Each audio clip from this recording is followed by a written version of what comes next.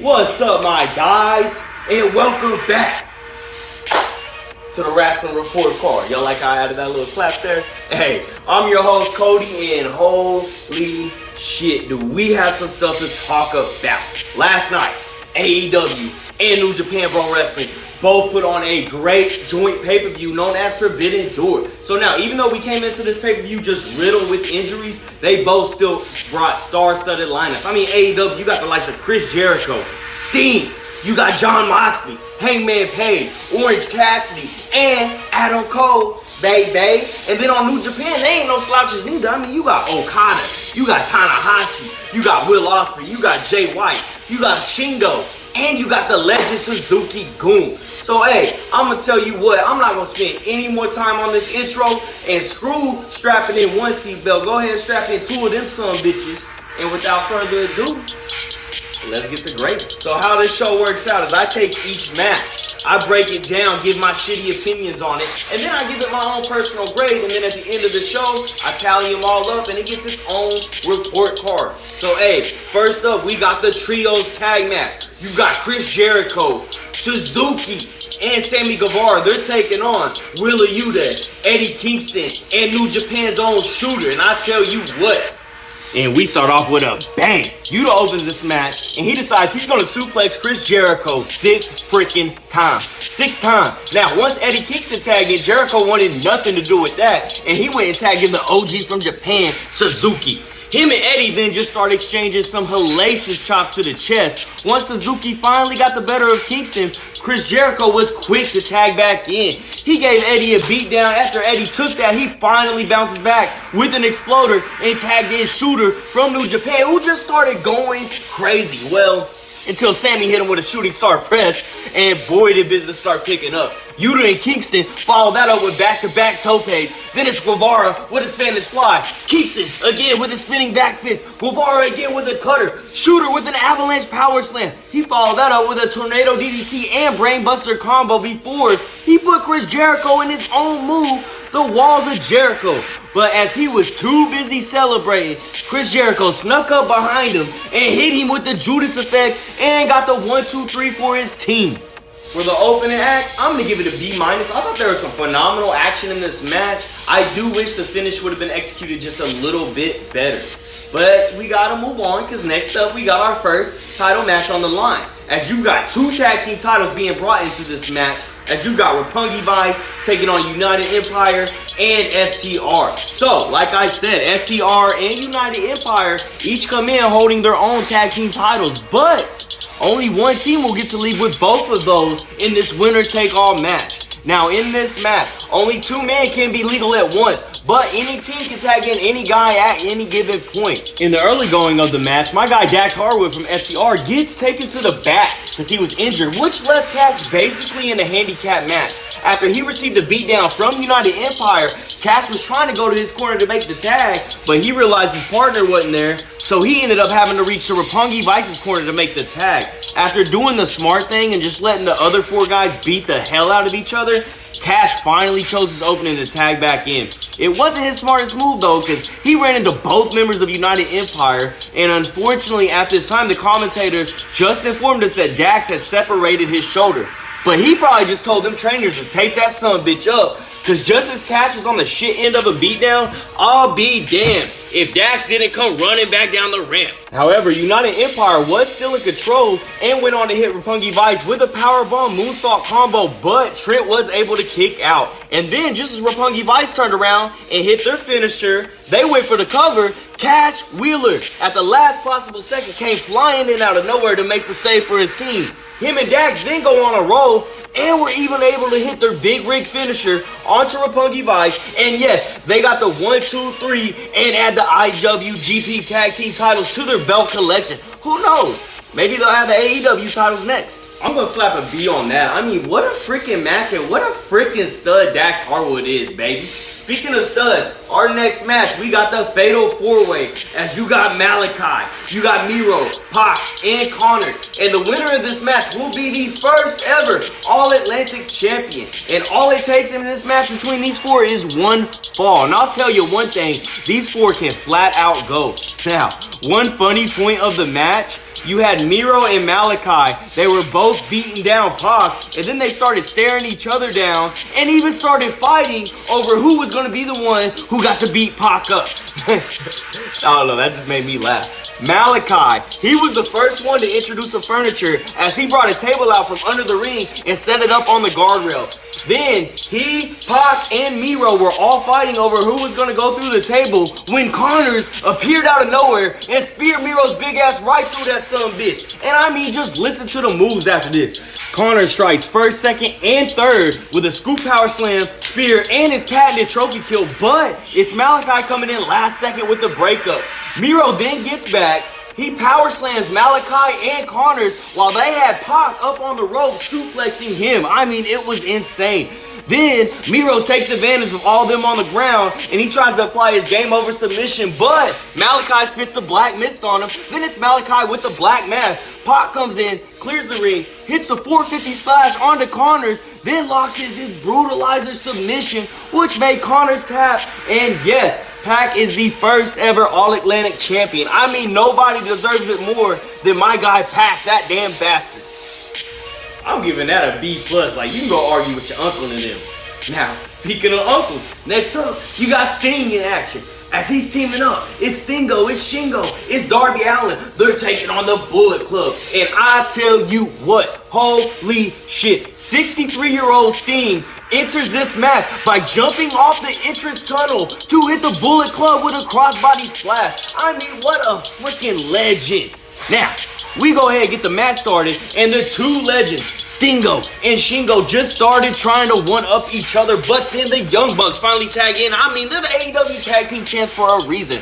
They come in and start running riot until Shingo tags in, and he shows them why he's one of the best in the world. Him and Nick Jackson went on a tear before he tagged Stingo back in, and the Bullet Club definitely regretted taunting the old man. And then, even worse, they hit the old man below the belt. What bastards. And then shit just starts getting wild. First it's Darby with the stunner, but then he gets double super kick. Then as the Young Bucks miss with their V-trigger on Sting, he gets back up and hits him with a double scorpion death drop. Then Darby with a coffin drop. Shingo gets back in, hits him with the lariat, followed by his last of the dragon finisher. And yes, he gets a 1-2-3 for his team. I'm giving that a B. Like, my God, it's Sting. Hey, even if he did hit a titty twister, whatever, I ain't gonna hold that against him. Moving on, we got the women's title on the line as you got my girl, my dog, Thunder Rosa. She's defending the strap against Toni Storm.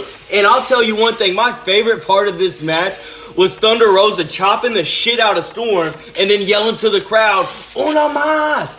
And I'll tell you another thing, she definitely gave her more than una más. I mean, Thunder Rosa wrestled a hell of a match, but Toni Storm came to play too. She hit the champ with a German suplex on the apron, tornado DDT on the floor, her hip attack, and then another DDT. But even with all that, my girl Thunder Rosa not only kicked out, but got up, hit the Death Valley driver, followed by her gnarly modified pile driver, but Toni Storm kicked out.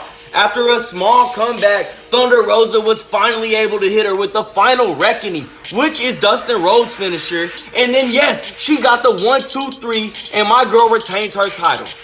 I'm giving that a B, like straight up. Great match from the champ. And I'm going to tell you one thing. I said it before the match, and I'm going to reiterate it. If Toni Storm wins, we riot. Which exactly is what the next match was a freaking riot. As you had Will Ospreay defending his IWGP United States title against Orange Cassidy. Now, Cassidy wrestled the first 2 minutes or so of this match with his hands in his pockets because, you know, that's his thing. Will Ospreay then may have hit the coolest backbreaker that I have ever seen. He then put his own hands into Cassidy's pockets and was acting like he was going to pull something out. And what he pulled out was his own middle finger.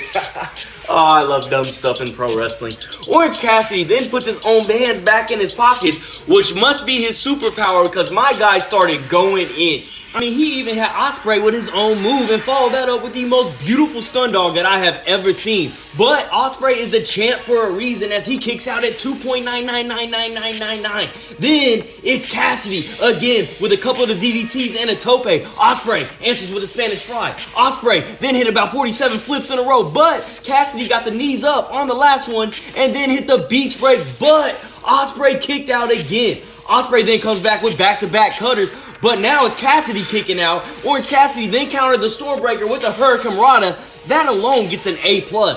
But Ospreay didn't get too discouraged. He reloaded and then was able to hit the Stormbreaker. And then he got the 1-2-3 to retain his IWGP United States title. Ospreay then has his goons not only lay waste to Cassidy, but those assholes, those son bitches, they did the unthinkable and ripped out my guy's pockets. After a failed Roppongi Vice save, New Japan legend Shibata then runs in and he just wipes out Ospreay and his crew.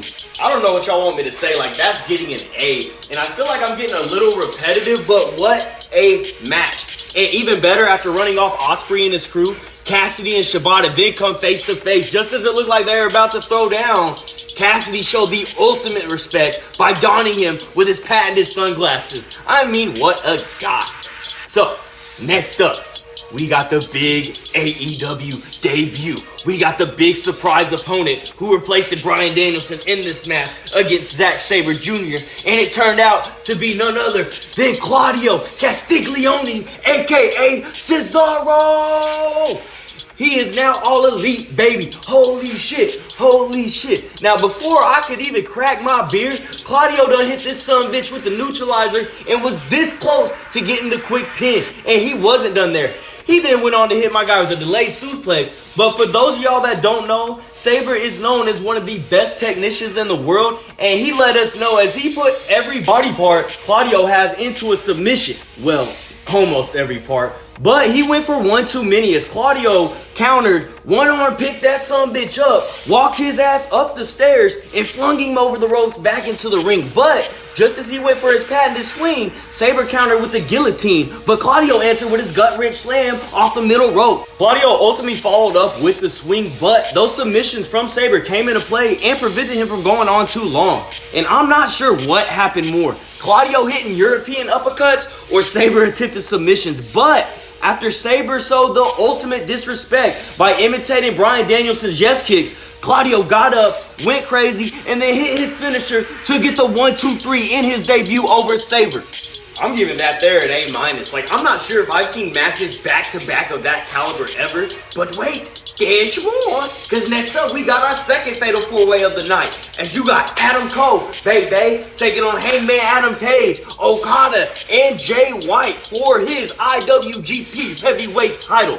So, to no one's surprise, Cole and White teamed up in the early going of the match and they went to work. They gave Hangman a delayed suplex onto the steel ramp before turning their attention to Okada. Hangman somehow gets back into it, but as soon as he went for his moonsault, Cole super kicked him mid-flip right in the face. With both Okada and Hangman down, the buddies Cole and White then go to embrace each other, but just as White turned his back, Adam Cole ironically hit him with the backstabber, and now the two buddies are going at it. White then hit his patented sleeper suplex on not one, not two, but all three competitors. And damn it, just go watch this match. I'm tired of talking. I'm gonna jump to the end. Okay, I lied. Hangman then hits his buckshot, which has never been kicked out of, but at the last possible second, Okada breaks it up, and we're off to the races. Hangman thanks Okada with a discus lariat. Rest in peace, Brody Lee. Okada then connects with the elbow drop. Then it's Cole with about 37 super kicks. But after White hit Okada with his switchblade, he then goes over and makes the cover on Adam Cole to shockingly get the 1-2-3. Now, it has came out that Adam Cole did get seriously injured in this, so I do hope everything is okay with him. So I'm giving that a B. Again, I hope everything's okay with Adam Cole, but I'm not going to sit here and lie. That finish did take away a little bit from the match. But we're not going to knock it too much, because now it's time for the main event. You got Hiroshi Tanahashi taking on Moxley. The winner will be the interim AEW World Heavyweight Champion until CM Punk makes his return. Now, about 5 minutes in, an actual fight in the stands between the fans broke out, which the wrestlers took notice to and acted accordingly, as Mox just started applying submission holds until the crowd kind of died back down.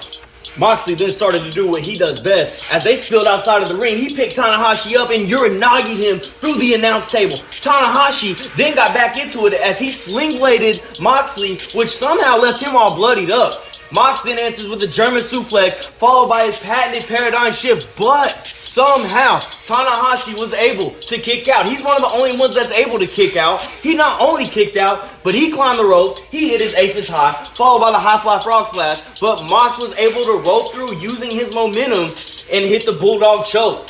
Then Tanahashi breaks out. It's Moxley again, this time with the King Kong lariat, but Tanahashi still managed to kick out. Moxley then goes for the choke again, but Tanahashi powers up.